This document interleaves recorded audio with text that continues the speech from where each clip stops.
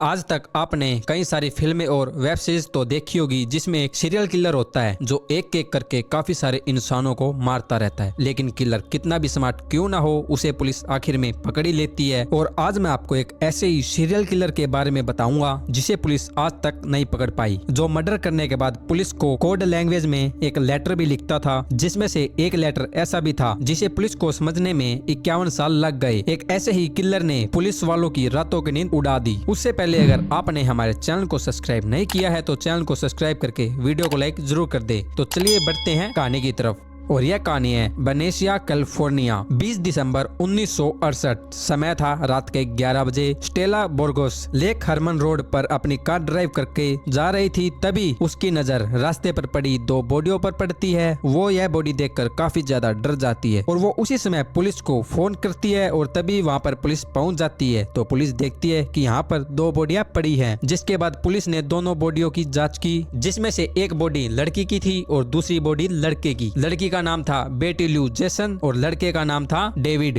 बेटे की उम्र लगभग 16 साल थी और डेविड की उम्र 17 साल। यह दोनों हाई स्कूल स्टूडेंट थे। डेविड की मौत कान के पास गोली लगने से हुई थी, जबकि बेटी की मौत पीठ पर 5 गोलियां लगने से हुई थी और बेटी की बॉडी कार से कुछ दूरी पर पड़ी थी, जिससे यह तो क्लियर था कि जब बेटी वहां से भागने की कोशिश कर रही थी तभी किलर ने उसकी पीठ पर गोलियां बरसा दी। और पुलिस को वहां पर एक अनजान गाड़ी के टायरों के निशान भी मिलते हैं, जिससे यह तो साफ था कि वहाँ पर एक और कार रुकी थी। पुलिस को मर्डर से जुड़े ज्यादा सबूत तो नहीं मिलते, लेकिन पुलिस को यह यकीन तो होता है कि यह अटैक किसी स्ट्रेंजर ने किया है। ज्यादा सबूत नहीं मिलने की वजह से यह केस ठंडा पड़ जाता है। 7 महीने बाद 4 जुलाई 1969 एक कपल डार्लिन और माइकल मैगो अपनी कार को द ब्लू पार्क, जो कि पहले वाले मर्डर लोकेशन से केवल 6 किलोमीटर दूर था, यह दोनों अपनी कार में बैठे होते हैं। तभी वहाँ पर एक कार आती है और कुछ देर बाद वह कार वापस चली जाती है, लेकिन उसके 10 मिनट बाद वो कार वापस वहाँ पर आती है, जिसमें से एक आदमी निकलता है और उसके हाथ में एक गन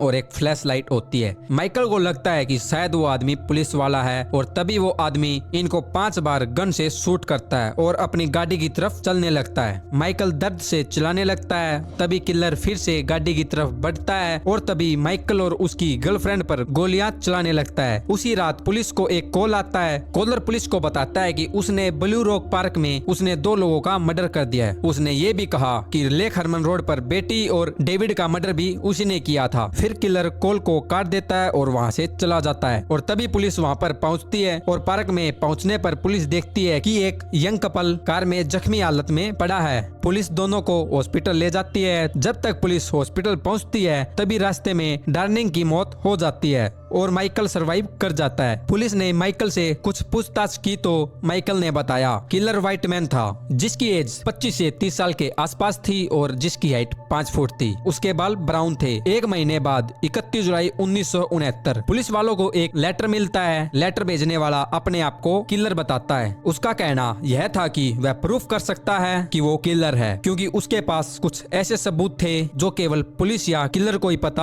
हो सकते हैं। लेटर के साथ 3 फाइबर कोड भी थे। किलर यह चाहता था कि यह कोड न्यूज़पेपर में प्रिंट करवाए जाएं, वरना वह लोगों को ऐसे ही मारता रहेगा। ऐसे में न्यूज़पेपर में यह कोड 1 अगस्त 1969 को प्रिंट करवा दिया गया। 4 अगस्त को एक और लेटर आता है जिसमें लिखा होता है dear editor, this is the Zodiac speaking. अब किलर ने अपने आप को एक नाम दिया और वहीं दूसरी तरफ एक हाई स्कूल टीचर ने न्यूज़पेपर में छपे कोड को डिकोड किया, जिसमें कोडेड लैंग्वेज में लिखा था मुझे लोगों को मारना बहुत अच्छा लगता है, क्योंकि लोगों को मारने में मुझको बहुत ही मजा आता है। और सबसे बड़ी बात तो यह है कि जब मैं मरूंगा स्वर्ग में मेरा दोबारा जन्म होगा। वो लोग जिन्हें मैं मारता हूँ वह सब मेरे गुलाम होंगे और मैं तुम्हें अपना नाम नहीं बताऊंगा, क्योंकि तुम मुझे मेरे गुलाम इकट्ठा करने से रोकोगे। अब इससे यह बात तो साफ थी कि जोडी और भी मर्डर करने वाला है। 27 सितंबर 1969 नेपा कैलिफोर्निया। एक कॉलेज स्टूडेंट कपल सिलसिला और ब्राइड। सिलसिला की एज अभी 22 साल थी और ब्राइड की 20 साल। यह दोनों एक लेक किनारे पिकनिक मनाने के लिए गए हुए थे। तभी सिलसिला एक व्हाइट मैन को देखती है जिसकी हाइट 5 फुट थी और जिसने काफी डरावने कपड़े पहने हुए थे और साथ ही उस इंसान के हाथ में एक गन और चाकू भी था। और फिर वो आदमी गन दिखाकर पैसे और हुंडी की कार की चाबी मांगता है, जिसके बाद में वो व्यक्ति सिलसिला और ब्रायन को रस्सी से बांध देता है। ब्रायन को लगता है कि यह एक रॉबरी है, और तभी वो आदमी चाकू निकालता है और फिर इन दोनों पर चाकू से बार बार वार करता है। और ब्रायन को वह व्यक्ति 6 बार चाकू मारता है और उसी के साथ ब्रायन की गर्लफ्रेंड को वो 10 या 15 बार चाकू मारता है। जिसके बाद वह वहाँ से जाने से पहले ब्रायन के कार पर अपने साइन और एक मैसेज लिखता है, जिसमें पिछले मर्डर की डिटेल लिखी होती है। और आखिर में लिखता है बाय नाइट। उसी शाम 7 बजे किलर नापा पुलिस को कॉल करता है और फिर अपनी किलिंग के बारे में बताता है कि मैं किलर बोल रहा हूँ और मैंने बीच के पास 2 इंसानों का मर्डर कर दिया। और फिर किलर फोन काट देता है और वहाँ से चला जाता है। जो बात किलर ने पुलिस को बताई थी वह सुनकर पुलिस हैरान रह जाती है कि यह किलर कौन है, जो मर्डर करने के बाद खुद ही पुलिस को कॉल करके बताता है कि मैंने ऐसे ऐसे मर्डर किया है। लेकिन पुलिस तुरंत किलर ने बताई लोकेशन पर पहुंचती है। पुलिस को ब्रायन और उसकी गर्लफ्रेंड की जख्मी हालत में बॉडी मिलती है। पुलिस इन दोनों को जल्दी से हॉस्पिटल ले जाती है, लेकिन 2 दिन बाद सिलसिला की मौत हो जाती है, पर ब्रायन सरवाइव कर जाता है। 11 अक्टूबर 1969 स्टाइल, जो एक कैब ड्राइवर था, उसकी कार में एक व्हाइट मैन आके बैठता है और कुछ दूर आगे जाकर वो आदमी पॉल के सिर पर गोली मार देता है। और फिर वो आदमी पॉल का वॉलेट और चाबी के साथ पॉल की खून से शर्ट का एक टुकड़ा अपने साथ ले जाता है। इस घटना को 3 लोग अपने घर से देख रहे थे, जो तुरंत पुलिस को फोन करते हैं। और टीनेजर को लगता है कि वह आदमी कैब ड्राइवर को लूट रहा है और पुलिस वहाँ पर आती है। टीनेजर के बताए हुलिये के मुताबिक किलर एक व्हाइट मैन था, जिसने चश्मा पहन रखा था, जिसकी उम्र 25 से 30 साल की थी और उसकी हाइट 5 फुट 9 इंच के लगभग थी और वो थोड़ा हेल्थी इंसान था। तभी पुलिस उन टीनेजर को अपने साथ ले जाती है। उनके द्वारा बताए गए किलर की एक स्केच जारी करती है। 18 अक्टूबर को पुलिस को एक लेटर आता है जो कि जोडिया ने भेजा होता है। जोडिया यह दावा करता है कि पॉल का मर्डर उसी ने किया है और वह प्रूफ के लिए पॉल की शर्ट का एक टुकड़ा भी भेजता है। स्टेंजरो द्वारा बताए गए व्हाइट मैन का व्हाइट मैन यानी जोडिया का स्केच बनवाती है, जो कुछ ऐसा दिखाई देता है। फिर पुलिस वह पोस्टर शहर में लगवा देती है और फिर जोडिया एक और लेटर पुलिस को भेजता है, जिसमें पॉल से जुड़े मर्डर के और सबूत भेजता है और साथ ही वो किसी स्कूल बस को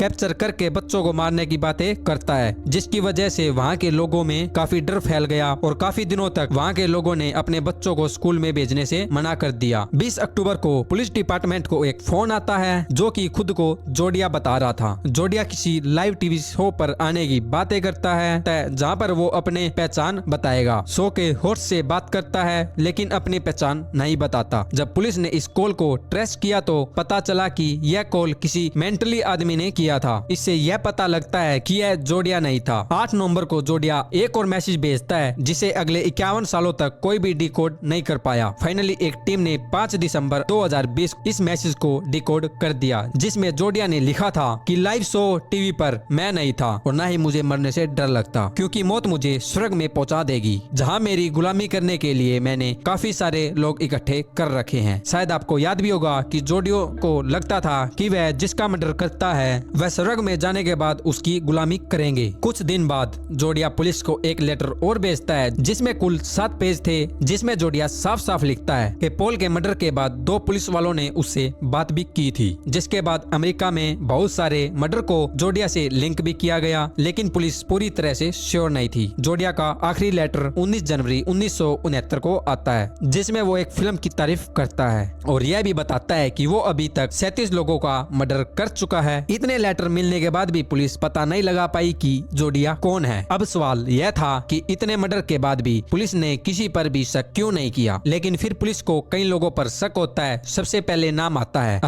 अतर से पुलिस ने पूछताछ करनी शुरू की और पुलिस को भी लगता था कि अतर ही जोडिया है। पुलिस को ऐसा इसलिए लगता था क्योंकि जिस दिन लेक पर मर्डर किया गया था उसी दिन अतर अपने घर से यह कहकर निकला था कि वह लेक बरिसा जा रहा है, लेकिन जब वो घर वापस आता है तो उसके कपड़े खून से सने हुए थे और उसके पास एक चाकू भी था। उसके अलावा अतर का एक दोस्त यह भी बताता है कि अतर कई बार इंसानियत की बातें भी करता है। पुलिस ने कई बार अतर के घर की तलाशी भी ली, जिसमें पुलिस को मर्डर के रिलेटेड कुछ सबूत तो मिलते हैं, लेकिन वह अतर को जोड़िया साबित करने के लिए काफी नहीं थे। सबसे बड़ी बात तो यह थी कि 1974 में अतर को चाइल्ड मैलेटर के केस में 2 साल की सजा हुई थी, लेकिन उन 2 सालों के बीच पुलिस को जोड़िया की तरफ से कोई भी लेटर नहीं मिला। 1919 में पुलिस अतर के घर का एक सर्च वारंट जारी करती है, लेकिन फिर भी पुलिस को वहाँ से कुछ ज्यादा सबूत नहीं मिले। 1992 में अतर की हार्ट अटैक से मौत हो जाती है, जिसके बाद पुलिस एक और वारंट जारी करती है जिसमें अतर की प्रॉपर्टी सीज कर दी जाती है। अगस्त 1992 माइकल जो जोड़िया के दूसरे अटैक में बच गया था, उसे पुलिस सारे क्रिमिनल की फोटो दिखाती है, जिसके बाद माइकल औरत की फोटो देखकर कहता है कि यही वो आदमी है जिसने 1969 में उन दोनों पर हमला किया था। 2018 में डेविड की बेटी कहती है कि उनके पिता डेविड को हमेशा लगता था कि हर्थी किलर है, लेकिन उनके पास कोई भी सबूत नहीं था। लेकिन कुछ लोग यह भी कहते थे कि अर्थ जोड़िया नहीं है, क्योंकि जोड़िया की जो फोटो बनाई गई थी उसे अर्थ बिल्कुल भी मैच नहीं करता था, और फिर अर्थ की हेड राइटिंग जोड़िया की हेड राइटिंग से भी बिल्कुल मिलती थी। इतने साल बीत जाने के बाद भी जोड़िया की असली पहचान आज एक मिस्ट्री है, लेकिन पुलिस को ऐसा कोई भी सबूत नहीं मिला जो जोड़िया को पकड़ने में मदद कर सके। आज तक जोड़िया ने जितने भी मर्डर किए थे उसके बारे में जोड़िया ने पुलिस को सब कुछ बताया कि उसने कैसे कहां पर मर्डर किया है, लेकिन जोड़िया ने आज तक अपना फेस कभी भी नहीं दिखाया। कहानी में एक बात तो साफ है कि कुछ राज सामने नहीं आते। तो दोस्तों, कैसी लगी आपको यह मेरी स्टोरी? वीडियो को लाइक करके चैनल को सब्सक्राइब जरूर करिएगा। मिलते हैं जल्दी एक और नेक्स्ट स्टोरी में।